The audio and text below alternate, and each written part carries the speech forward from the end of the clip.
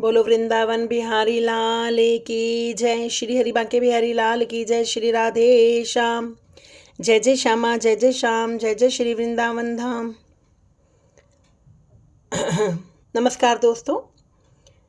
हर साल माघ शीश माह में शुक्ल पक्ष की एकादशी तिथि को मोक्षदा एकादशी व्रत रखा जाता है। इस दिन भगवान श्री हरि विष्णु और देवी माता लक्ष्मी जी की पूजा अर्चना की जाती है। धार्मिक मान्यताओं के अनुसार मोक्षदा एकादशी के दिन भगवान श्री कृष्ण जी ने अर्जुन जी को गीता का उपदेश दिया था। इसीलिए मोक्षदा एकादशी के दिन गीता जयंती भी मनाई जाती है। तो इस बार दोस्तों पंचांग के अनुसार 11 दिसंबर 2024 को मोक्षदा एकादशी मनाई जाएगी। मान्यता है कि मोक्षदा एकादशी का व्रत रखने से जीवन में सुख समृद्धि और खुशहाली आती है, साथ ही साधक को मोक्ष की प्राप्ति होती है। तो आइए जान लेते हैं मोक्षदा एकादशी का व्रत रखने से मोक्ष मिलता है या नहीं। मोक्षदा एकादशी किस तारीख को है, क्या समय रहेगा और क्या करना चाहिए।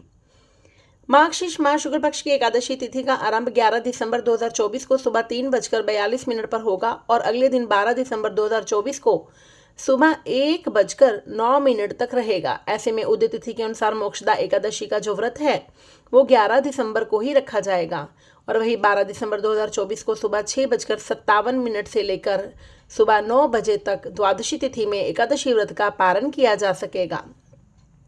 मोक्षदा एकादशी व्रत करने से क्या मोक्ष प्राप्त होता है।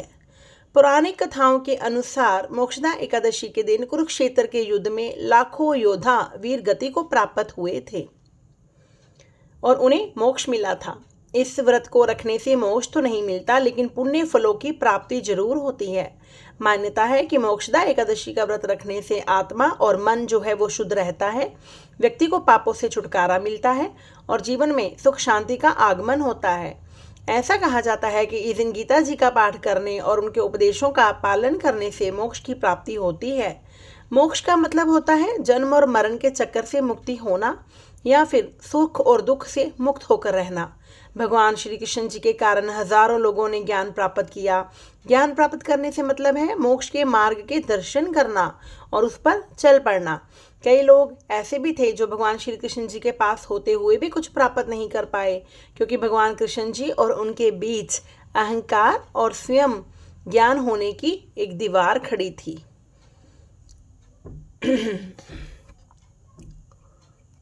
तो दोस्तों इस प्रकार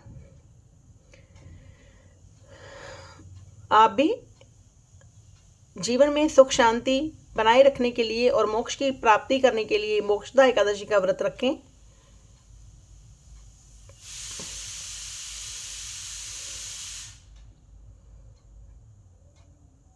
श्री हरि जी की कृपा पाएं। और इस दिन हमें क्या करना है और किस पूजा का जो शुभ मुहूर्त है वो कैसे रहेगा, ये भी आपको बता देते हैं।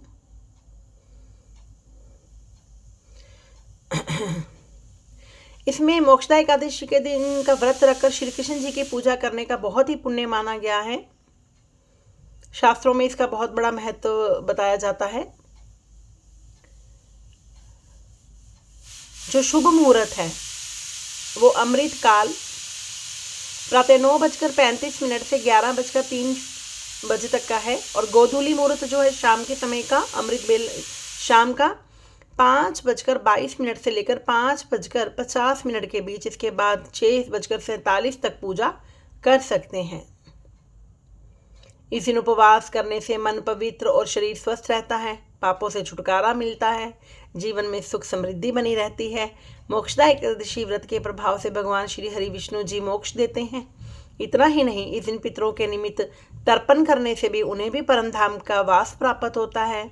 इस दिन गीता जी का पाठ जरूर करें, उनके उपदेशों को जीवन में उतारने की कोशिश करें जिससे मोक्ष की प्राप्ति हो सके। साथ ही पूजा में धूप दीप और बहुत सारी प्रकार की सामग्रियों से विष्णु जी को प्रसन्न करना चाहिए। ब्रह्मचर्य का पालन करें, भगवान सूर्य देव जी की उपासना भी करें।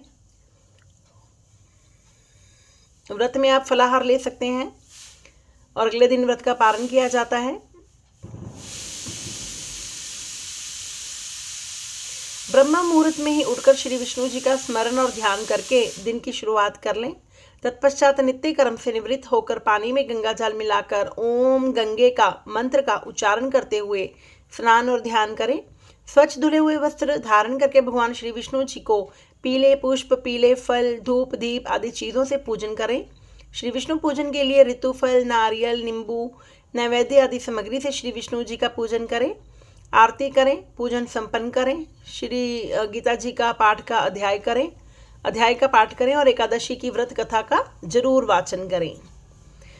मंत्र पढ़ें ओम नमो भगवते वासुदेवाय और ओम नमो नारायणा या ओम ह्रीं श्रीं लक्ष्मी वासुदेवाय नमः का अधिक से अधिक आप जाप कर सकते हैं। शाम के समय पूजन और आरती के बाद प्रार्थना करके फलाहार ले लें। इस दिन कृपा अष्टकम का पाठ कर कृष्ण अष्टकम का पाठ जरूर करें।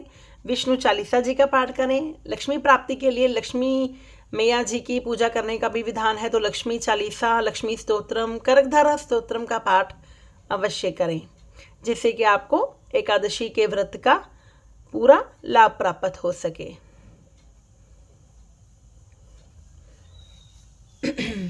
इस प्रकार मोक्षदा एकादशी 11 दिसंबर को है, तो इस विधि विधान से आप पूजा कर कर श्री हरि विष्णु जी और लक्ष्मी माता जी की कृपा को प्राप्त कर सकते हैं और अपने इस व्रत को पूर्ण कर सकते हैं और इसका लाभ उठा सकते हैं। जय श्री हरि, जय श्री कृष्णा।